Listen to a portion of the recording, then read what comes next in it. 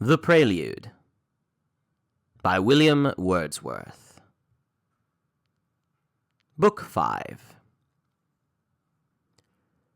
Well do I call to mind the very week when I was first entrusted to the care of that sweet valley, when its paths, its shores, and brooks were like a dream of novelty to my half-infant thoughts. That very week, while I was roving up and down alone, seeking I knew not what, I chanced to cross one of those open fields, which, shaped like ears, make green peninsulas on Esthwaite's lake. Twilight was coming on, yet through the gloom appeared distinctly on the opposite shore a heap of garments, as if left by one who might have been bathing.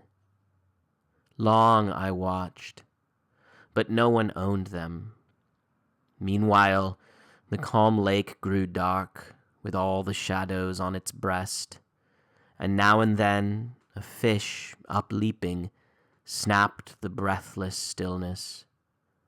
The succeeding day, those unclaimed garments, telling a plain tale, drew to the spot an anxious crowd.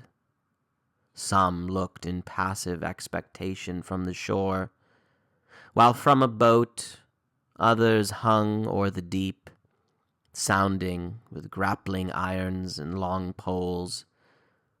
At last the dead man, mid that beauteous scene of trees and hills and water, bolt upright rose, with his ghastly face, a spectre shape of terror.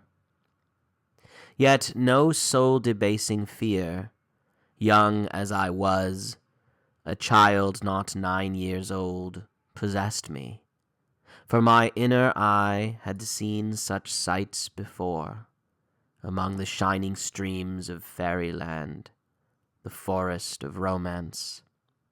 Their spirit hallowed the sad spectacle with decoration of ideal grace, a dignity, a smoothness, like the works of Grecian art and purest poesy. A precious treasure had I long possessed, a little yellow canvas-covered book, a slender abstract of the Arabian tales, and, from companions in a new abode, when first I learnt that this dear prize of mine was but a block hewn from a mighty quarry, that there were 4 large volumes, laden all with kindred matter, 'twas to me, in truth, a promise scarcely earthly. Instantly, with one not richer than myself, I made a covenant that each should lay aside the moneys he possessed and hoard up more, till our joint savings had amassed enough to make this book our own. Through several months, in spite of all temptation, we preserved religiously that vow. But firmness failed, nor were we ever masters of our wish. And when thereafter to my father's house the holidays returned me, there to find that golden store of books which I had left, what joy was mine! How often, in the course of those glad respites, though a soft west wind ruffled the waters to the angler's wish, for a whole day together have I lain down by thy side, O Derwent, murmuring stream, on the hot stones, and in the glaring sun, and there have read, devouring as I read, defrauding the day's glory, desperate, till, with a sudden bound of smart reproach, such as an idler deals with in his shame, I to the sport betook myself again. A gracious spirit o'er this earth presides, and o'er the heart of man. Invisibly it comes to works of unreproved delight and tendency benign, directing those who care not, know not, think not what they do.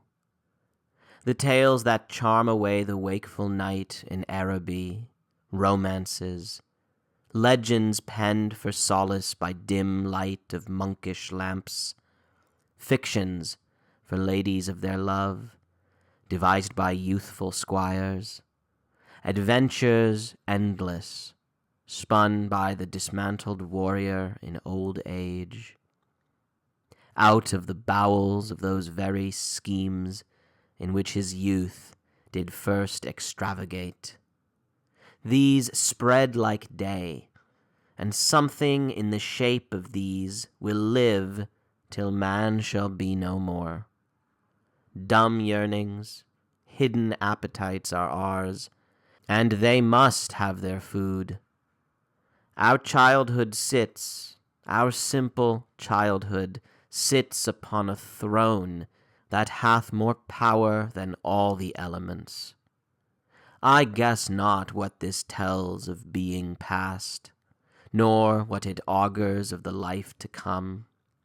But so it is, and in that dubious hour, that twilight when we first begin to see this dawning earth, to recognize, expect, and in the long probation that ensues, the time of trial, ere we learn to live in reconcilement with our stinted powers, to endure this state of meager vassalage, unwilling to forego, confess, submit, uneasy and unsettled, yoke fellows to custom, mettlesome, and not yet tamed and humbled down.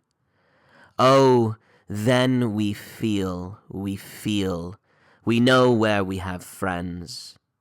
Ye dreamers, then, forgers of daring tales, we bless you then, impostors, drivellers, dotards, as the ape philosophy will call you.